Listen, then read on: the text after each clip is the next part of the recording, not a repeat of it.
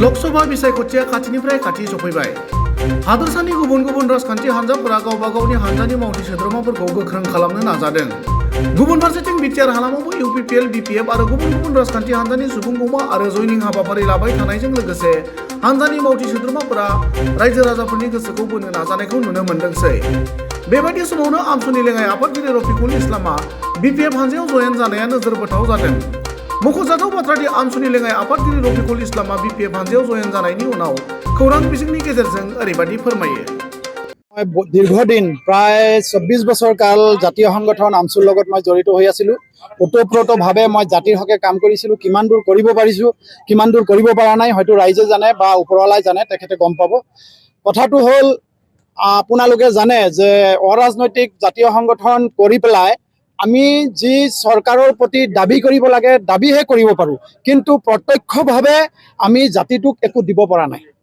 গতিকে জাতিটোক আমি ৰাজনৈতিকভাৱে অলপ সঁহাৰি দিয়াৰ চিন্তাধাৰা কৰিয়েই আজি মই এই ৰাজনৈতিক দলটোত আহিছোঁ। আৰু এই ৰাজনৈতিক দলটোত অহাৰ মূল কাৰণটো হ'ল আমি ইমান দিনে প্ৰত্যক্ষ কৰিছোঁ আৰু যেতিয়া নতুনকৈ প্ৰমোদ বড়ো চৰকাৰ ইউপিপিএলৰ চৰকাৰ আহিল, আমি ভাবিছিলোঁ যে আমাৰ জাতিটো হয়তো অলপ ডেভেলপ হ'ব, বিভিন্ন ফালেদি হয়তো ডেভেলপ হ'ব, উন্নয়ন সাধন কৰিব। কিন্তু সেইখিনি ইমান দিনে প্ৰায় ৪ বছৰ কাল উকলি গ'ল। ইমান দিনে আমি দেখিলোঁ যে নহয়, তেনেকুৱা ধৰণৰ কোনো চিন্তাধাৰা এই চৰকাৰখনে আমাৰ জাতিটোৰ কাৰণে কৰা নাই। গতিকে আজি যি দল বিপিএফ, আপোনালোকে জানে যে বিটিচিৰ জন্মদাতা মাননীয় হাগ্ৰামা মহিলাৰী দেৱ, তেখেতৰ নেতৃত্বত যিখিনি ইয়াত উন্নয়ন হৈছিল তাৰ পিছত কিন্তু উন্নয়ন একদম ফুলিষ্টপ হৈ গৈছে।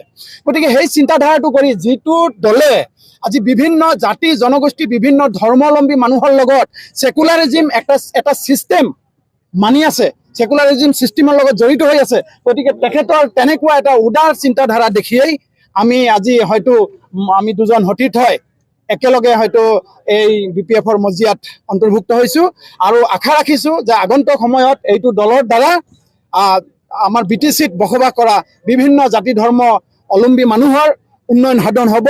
শিক্ষাৰ ক্ষেত্ৰতে হওক, মাটি পট্টাৰ ক্ষেত্ৰতে হওক, বিভিন্ন চাইডেদি অৰ্থনৈতিক ক্ষেত্ৰতে হওক উন্নয়ন সাধন হ'ব বুলি আমি আশাবাদী।